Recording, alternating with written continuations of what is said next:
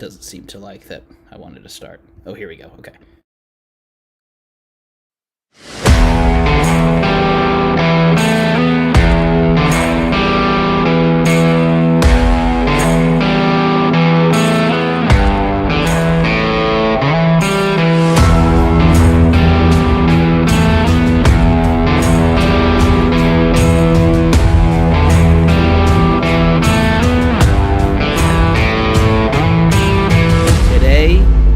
February 4th, 2024, and it is episode 52 of the Sports Daily College Basketball Podcast. I'm your host, Sean Vowells, and as usual, I'm joined by Mike Koomar.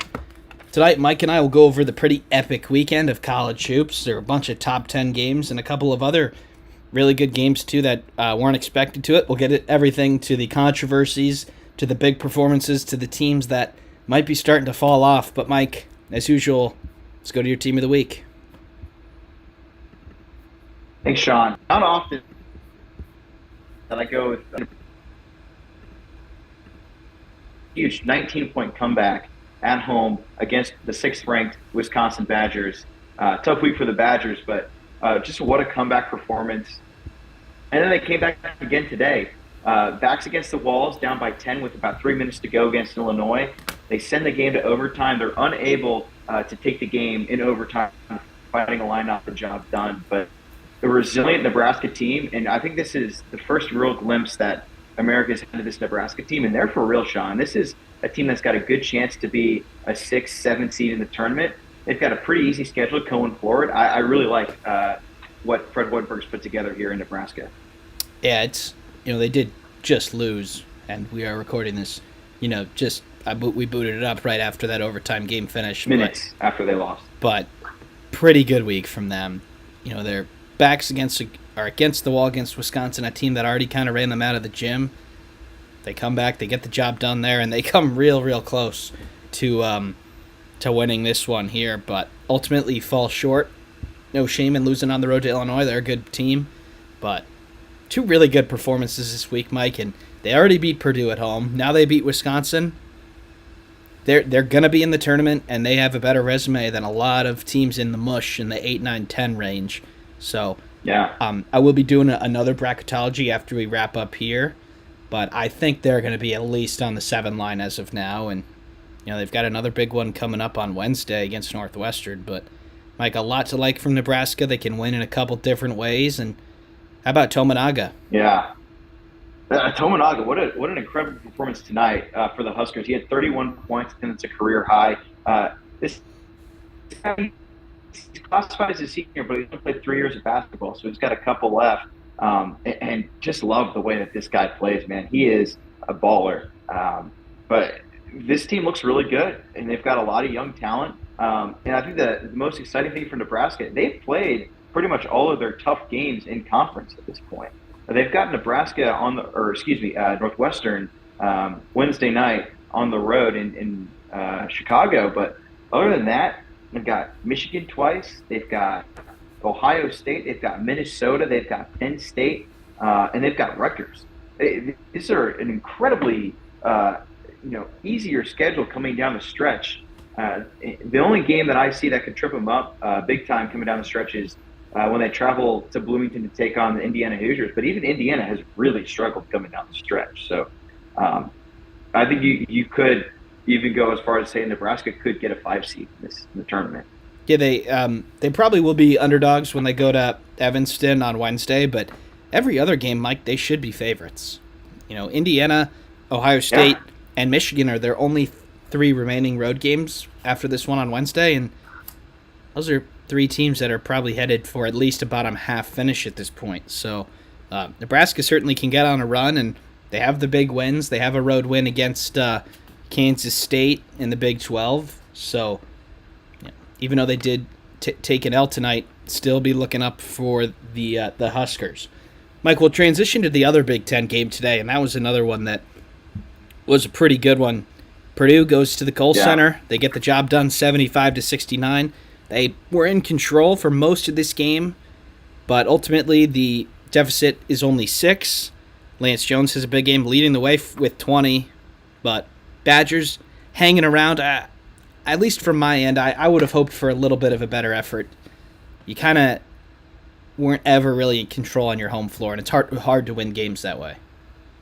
Yeah, Purdue's largest lead in this game was 10, and that was in the second half. First half, it was a back and forth. But with that being said, from watching that game, I never thought that Wisconsin might win that game. And they got tripped up. They didn't close out the game well in the last 4 minutes, and they certainly did not get any help from the officiating crew, missing a couple of big fouls and then missing an inbounds play where the Purdue player was on the line, which should have been a turnover.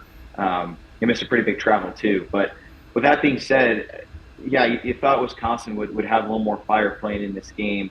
As you'd expect, they got out rebounded, and I don't know. It just seemed like they did a pretty good job of controlling Edey. But other than that, I really thought that Wisconsin could win in this one. Yeah, Wisconsin did something in the first half that I don't think we've seen really anybody do this year to Zach Edey, and they made him catch it far away early. And obviously, then Edey missed a couple of ones that he shouldn't have, or he should have made, and then 4 of 8 from the free throw line. So that's what you got to do to Edey. But still, Braden Smith made a bunch of tough shots, and Lance Jones gets him going. Impressed with Purdue here because I really don't think they played very well. And Wisconsin, I felt like they kind of did what they do here. And they might not be, they're just not really a good matchup for Purdue. Tyler Walled, 20, but Storr, 14 points on 15 shots, and Klesmit, 10 points. Like, you needed that real big run, gut punch, home crowd into it moment to beat Purdue, and like Nebraska and Northwestern had, and Wisconsin never really had that today. Yeah, and I would say, too, for Purdue, and certainly they did not have their best game of the season, far from it. But what I was incredibly impressed with how balanced their offensive attack was. They had 4 players that scored 12 points or more in this game. And that's incredibly impressive. They don't just rely on Zach Edey. Zach Edey had 18 points, which for most teams, that's a big deal. That's an off night for him. But everybody else was able to kind of play around. And they shot the ball, okay. There were 3 of 11 from three-point range, so they certainly weren't making shots from long distance. But kudos to Purdue for finding a way to get the job done in a hostile environment at the Kohl Center. Yeah, we say Purdue didn't do probably everything they could. Well, they still beat the number 6 team on the road. So it's a good one. They covered their spread. Their numbers improve. And this, Mike, I think all but kind of wraps up the Big Ten title. It's obviously crazier things have happened, but Purdue being a game and a half above Illinois and Wisconsin, at the absolute most, what do you see Purdue losing 2 more the rest of the way? That means these Illinois and Wisconsin teams have got to run the table. Just doesn't seem very likely. No, it really doesn't. And it's funny how conferences like the Big Ten and Big East are so opposite conference level, but it really does seem like this is Purdue's to lose at this point. Purdue has played 1 game more than Illinois and Wisconsin. So if Illinois and Wisconsin get that win, then they, it's a 1-game deficit. But with that being said, I think Illinois is more step up coming down the stretch on Saturday when they go to the Izzone to take on Michigan State. That's going to be a really tough one to get. I think you also look at Maryland, a team that beat them earlier in the year, and then they go play at Wisconsin. So I don't think Illinois is going to be winning it this year, and I don't think Wisconsin is either. They kind of really tripped themselves up this week. So I agree. This is Purdue's Yeah, Joe Mead and I did say we thought Wisconsin needed at least 1 to potentially get a share this week. They ultimately go 0 for 2. It's going to be tough. Obviously, they have 2 road games coming up on top of those 2 losses. And they are against 2 of the worst teams in the conference, but Michigan and Rutgers are teams, if they lose a road game, you wouldn't be shocked. But I think we'll move on from the Big Ten. Mike, we'll go to the Big East. Started off yesterday with a pretty big game at Madison Square Garden. UConn goes to even, but the Huskies go on the road in their third home arena, I guess. They get the job done. They pull away late, and they win by 13. Yeah, UConn, they ended up pulling away late. This game did go back and forth, but I always felt like UConn was in control of this game. And I would say this is a big game to win for them. A lot of people thought that St. John's would have a good opportunity to trip them up here and get a signature win. But UConn still, they controlled this game. They especially did coming down the stretch, executing pretty well. Did turn the ball over 13 times, which is a little bit concerning, but they well out rebounded St. John's. They shot the ball pretty well. Overall, they look like the number one team in the country, and I don't think they're going anywhere anytime soon. They kind of locked up the conference, in my opinion, this weekend as well. Yeah, the number one seeds will not be changing probably anytime soon. That would be Purdue, Yeah, UConn. Even though one of them did lose this weekend, I don't think they're changing. That would be Houston and North Carolina on yeah, I top agree. of UConn and Purdue. Yeah, But UConn is going to win the Big East. Mike, I think St. John's is probably okay. They're sitting at 13-9, which is a little dangerous. You want to stay away from 500, but this is sort of the limit for them, I think. They don't have a star player. They have a ton of really good players, probably 9 or 10 players who could start in a Big East team, but Soriano was going to be their guy. He's been okay this year, 16-9 game, but he ultimately only gets 6-4 in this game. And go back to Pitino's successful teams, he has had one of the 2 or 3 best players in the whatever conference he's been in to get the job done. yeah. And it just doesn't seem like he has that this year. He probably doesn't have a first teamer, and he might not have a second teamer either, which is Yeah. more of a It, compliment to the Big East. But yeah, go ahead.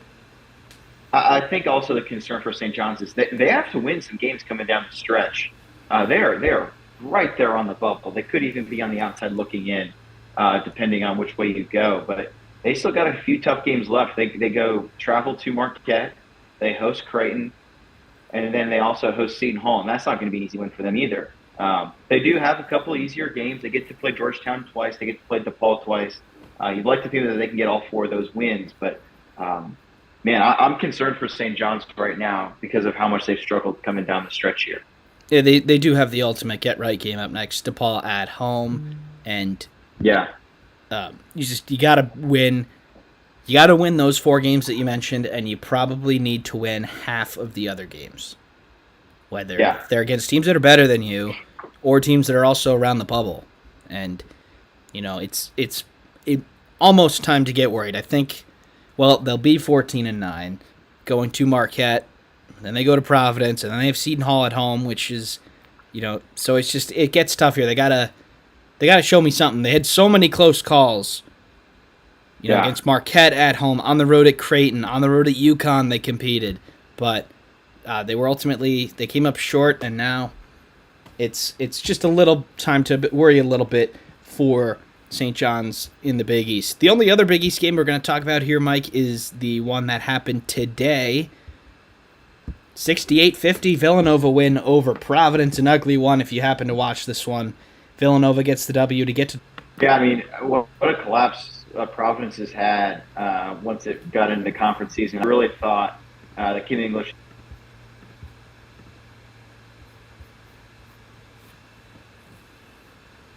a lot of games at home.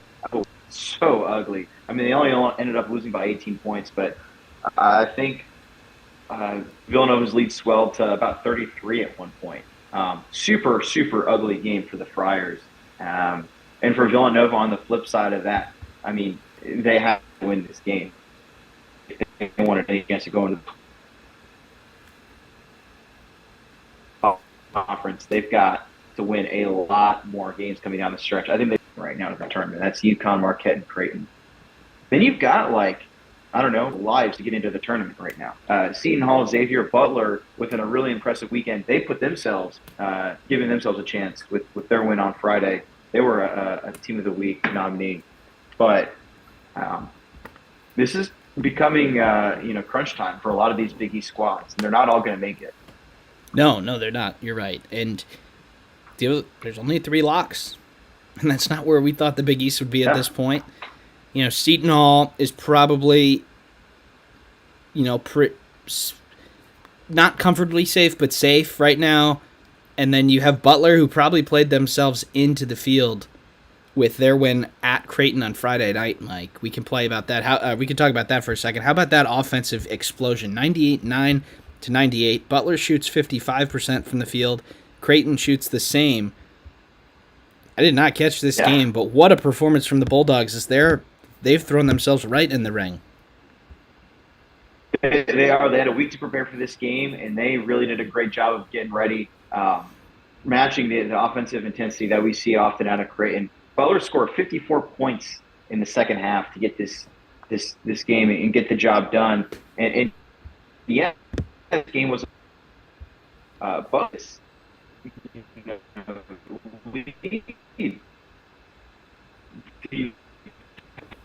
We're coming down the stretch. Kudos to the Bulldogs for really coming up in the clutch to beat Creighton in Omaha. Great win.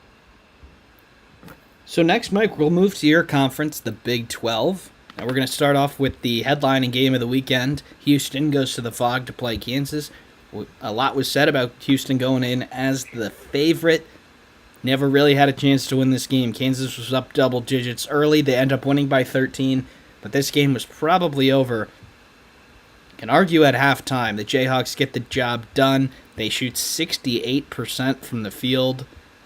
And this is as bad as Houston's looked probably all season. Kansas has a way of doing this to teams at Allen Fieldhouse. We've seen this time and time again, year in and year out, where the top team from their conference goes to Kansas. When Kansas circles a game on the calendar and it's at home, it's a wrap. Kansas has got it on lock. We've seen it time and time again when Baylor has come to the Phog as being one of the top teams in the Big 12, and they've been embarrassed. Happened last year, happened the year before that as well. Kansas is just really, really good when they're playing top teams at home. And it shows. I mean, that is probably the toughest place to play in college basketball. I don't think there's a question behind that, to be honest. But, LJ Cryer, part of it is he just really struggled in the first half. And this game got away from Houston early. But Cryer, he ended up with 24 points, but he only had 3 in that first half.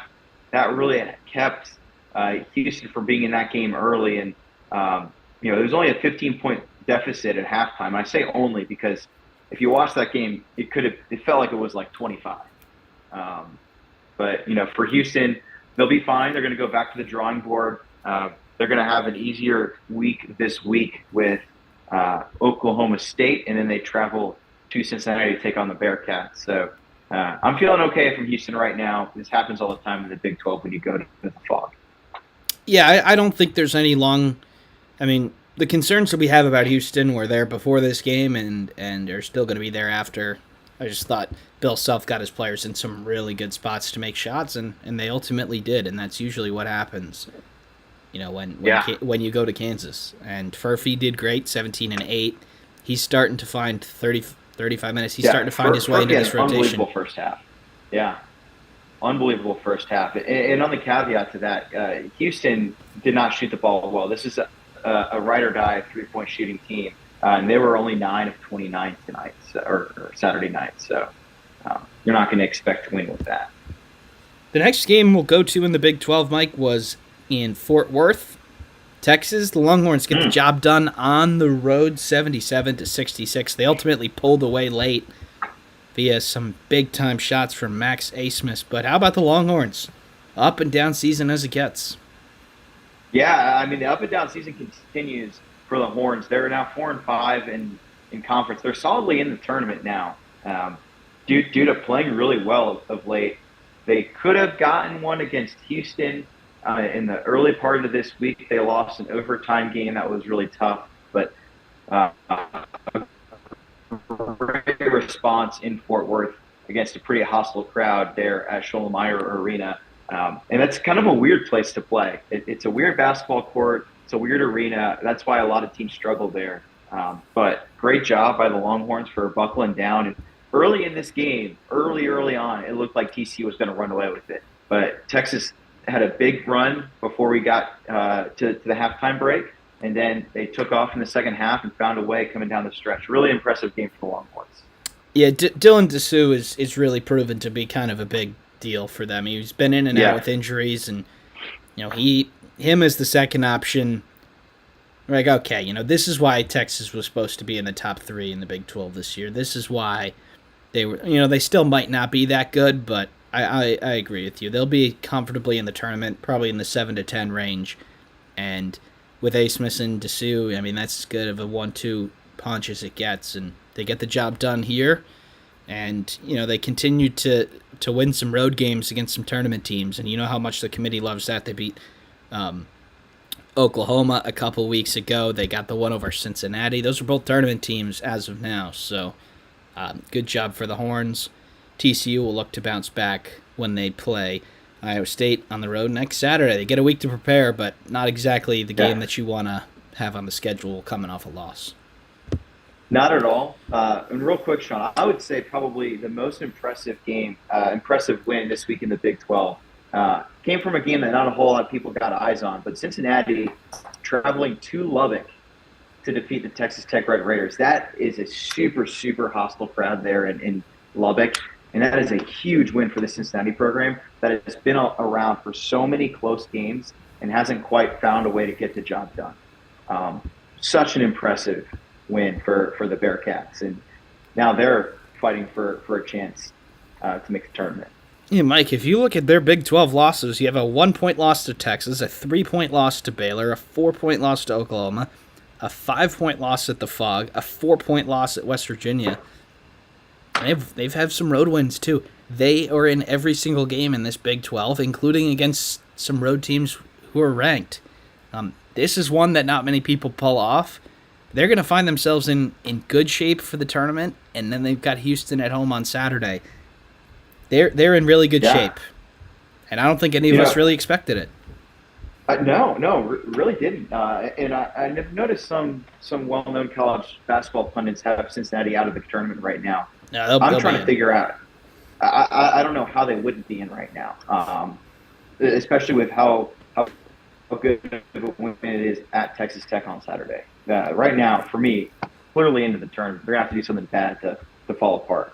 Yeah, their losses are aging better from the non-conference, too. They lost to Xavier on the road, and they've started to turn it around, and they might they pick off a couple big wins there in the Big East. They might get themselves in the conversation, and they lost to Dayton, who are in the top 25. So their only other losses are in the Big 12. So good for Cincinnati. I think that that was definitely a surprising win, and just good for them.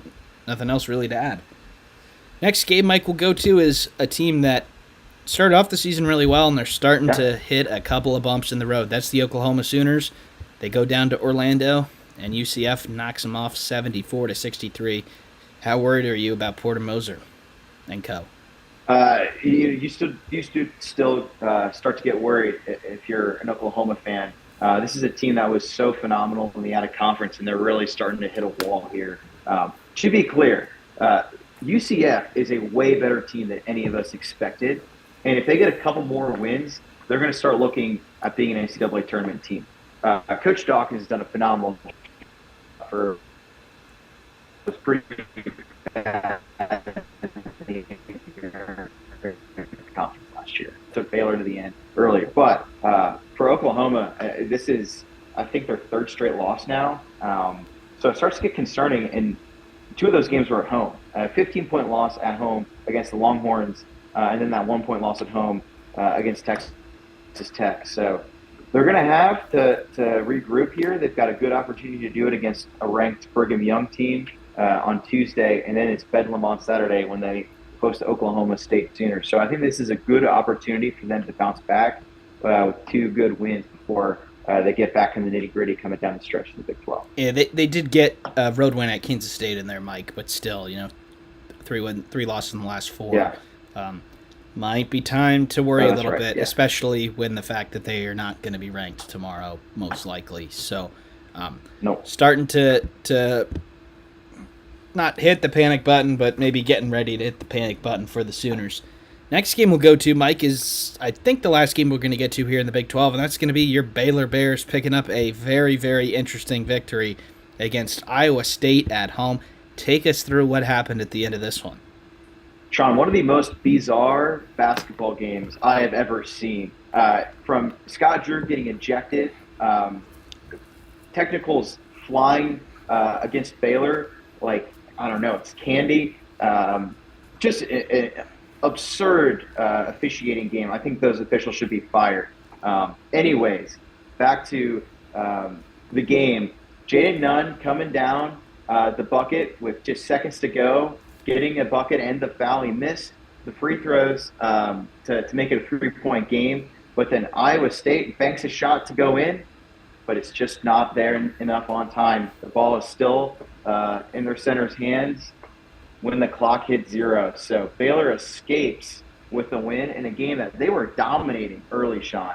I think the first 25 minutes of this game was the most complete basketball we've seen the Bears play this year. But the refs gifted Iowa State pretty much a 20-0 run. The Bears still found a way to win. Impressive stuff from a resilient Baylor squad. Yeah, Scott Drew did get ejected, by the way, for being out of the coach's box, not for Chris Collins. Not by Chris Collins' style coming on the court and giving the ref his mind. Coaches are out of the coach's box all the time if you watch 5 minutes of a college basketball game. And you see Shaka Smart playing help defense on the dribble drive, and Archie Miller basically tackling an opponent's player for Rhode Island. They didn't get technicals for that. It's extremely odd to see a veteran of the game, someone who's been around, Mike, coaching Baylor for almost our entire lives. And it's just interesting. It's just interesting that they chose to do that. And he's a home coach too. He had 1 foot in the coach's box, the other outside the coach's box, when there was a dead ball on the other side of the court. He could not have been further away from the play for them to call a technical foul, but he still had a 1 foot in the coach's box. Absolutely insane. Athletic director Mac Rhodes, he actually held a press conference after the game saying that he was kind of cunning for these officiating because the Big 12 deserves better. This is the best league in college basketball, and they are owed a better officiating crew. This was embarrassing. Unfortunately, Mike, it was not the only game that had some theatrics from the officials late. We're going to go out west to the West Coast Conference. If you stayed up late yesterday, the Gales of St. Mary's get the job done at the Kennel over Gonzaga. Big-time game that Gonzaga probably needed to be considered for an at-large bid. But, I did not see the end of this one, Mike. But from what I can understand by reading Twitter and stuff, Gonzaga was given a warning. Their fans were given a warning for throwing stuff on the floor, not given a technical for. And then a bunch of bad calls late, somebody stepping over the line, a potential technical missed from St. Mary's, but ultimately the Gales get the job done. Any thoughts on this one? Yeah, I mean, the wild one, I did get to stay up and watch the end of this game, celebrating the Baylor win. But very clearly, a St. Mary's player had a foot over the end line. His pass ended up being to a wide-open Gale who made a three with under a minute to go to make it a 5-point game. So that was really the outrage. And you can see a photo. The ref is clearly looking at the line. I don't know how you missed that. It was a terrible, terrible call. Gonzaga fans, I mean, they threw stuff on the court. They should have absolutely gotten a technical foul for that. I don't know how that didn't happen. But the refs really, really helped St. Mary's in this one, and then didn't really enforce anything on Gonzaga come down the stretch. So kind of a curious officiating. We saw a lot of officiating issues this weekend. I also brought up the Wisconsin-Purdue game, had some weird calls coming down the stretch. But St. Mary's, I mean, they're now 9-0 in the WCC. Sean, where do you see them ranking right now in bracketology? So I think they're in a position where they can probably lose to Gonzaga and in the championship game in the WCC and still make it. They're probably on the 10 line right now if I had to guess without crunching any of their numbers, but the numbers can only change so much from the last time I did it. So I think I had them at an 11, a quad 1 road win. Gonzaga's in the top 25 in the net, so that counts as a quad 1 win. St. Mary's is 6-0 on the road in true road games. You know how much the committee loves that. And, it just seems like the Gales are in a really good spot. You see a bunch of really odd results from them early on in the year. Props to Randy Bennett and co for scheduling pretty difficult And they beat New Mexico. They lose a home game to Weber State. They Yeah. play. They lose to San Diego State and Xavier in a neutral, and then they beat a Davidson team that's been good at home, and then they lose to Utah, who's pretty good at home, and they lose at Boise State. So none of these losses are really bad. These are good teams. No. But then they win on the road at Colorado State, who was 13th at the time. They've recently fallen off, so it's really odd. It will be interesting to see how St. Mary's non-conference is treated by the committee, because there's a whole bunch of different results in there. They lost a couple of bye games. They won a couple of road games against teams that are ranked pretty highly right now. They do have the 56th best non-conference strength of schedule, so I'm leaning towards them being given the benefit of the doubt on that. And then, of course, as you said earlier, they have not lost in the WCC yet. They're 2 games ahead of Gonzaga. So it seems like they're probably going to win this conference, even if they do lose on the final day at home in Moraga to the Zags. But looking good for the Gales. Bulldogs, unfortunately, you're probably going to have to cut down the nets in the WCC tournament, which I think they've done pretty much every year. But they haven't had to. Well, now they have to. Maybe that pressure will get to them a little bit more. Yeah. But, Mike, we've just got 2 more games left to get to here before we get into picks. The college game day game, in a weekend full of really good games, had to deliver. I would say it did. North Carolina takes down their rivals Duke 93-84. The Tar Heels in control for most of this one. Duke just couldn't really match the physicality, and ultimately they take a loss on the road. Yeah, it never really looked like Duke had a chance to win this game. It got a little close at the end, and I said, Sean, that I thought North Carolina was going to win this game by double digits. They only won by 9, but this still was a really good quality win for North Carolina. It just doesn't seem like Duke has had a whole lot of great wins this year. They stumbled through a win in a pseudo home game against Baylor at Madison Square Garden, but other than that, I don't understand the it factor with Duke. Being the number 7 team in the country. I just don't think they're that good. But North Carolina proved that they are one of the best teams in the country here with really a wall-to-wall domination over Duke. Yeah, Duke is not a top 10 team. They're probably somewhere in the 15 to 25 range. They just doesn't really fit. Filipowski's has to play the 5 for their offense to really work. He can't defend 5s. Armando ate his lunch. 25, 10, and 5 from Armando Bacot. He had 13 shots and 25 points. That is big time. Filipowski sometimes does play the 4 when Ryan Young comes in off the bench, but then that screws things up on the offensive end. So John Shire's got a lot of work to do, I think, because this is a team, Mike, that's screaming out a loss in the first round of the tournament to me. If they're a 4 seed or whatever, these 12 and 13 seeds are talented this year. I could see it.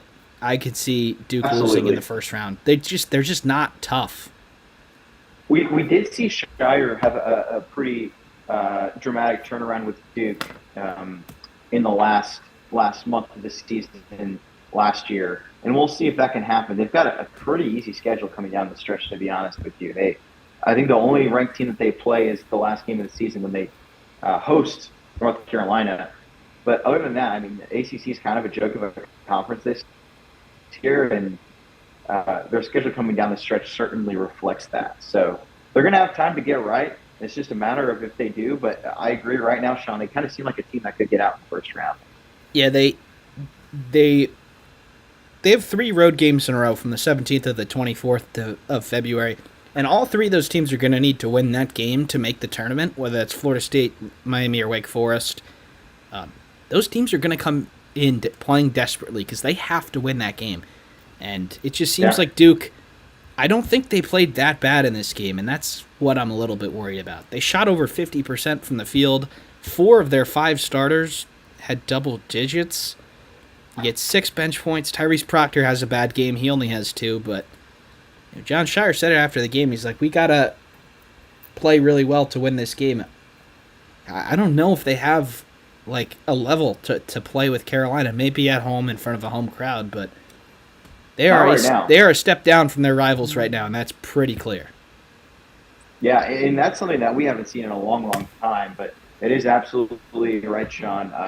Duke just cannot match North Carolina this year. Great job Hubert Davis has done after last year's disappointing season. Yeah, North Carolina is playing defense this year, which is why they're up in the 1 seed range.